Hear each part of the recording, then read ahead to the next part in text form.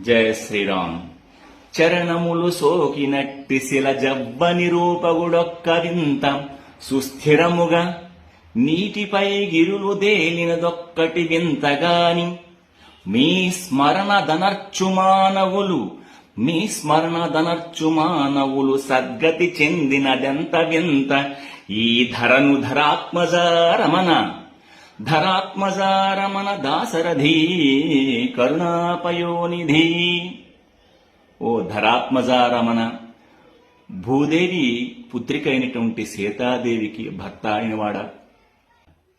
దాశరథి, ఓ దశరథ కుమార, కరుణాపయోనిధి, కరుణా సముద్రుడా, నీ పాద స్పర్శతో ఒక రాయి ఒక జవ్వనిగా మారిందే, ఒక స్త్రీమూర్తిగా మారిందే. అది ఎంత వింత, ఎంత ఆశ్చర్యం. మరి నువ్వు నడుస్తూ ఉంటే సముద్రం మీద కొండలు తేలియాడే, అదెంత ఆశ్చర్యం. మరి నీ నామస్మరణతో మా మానవులు మోక్షాన్ని పొందుతారు అనే విషయంలో ఏమాత్రం ఆశ్చర్యం లేదు.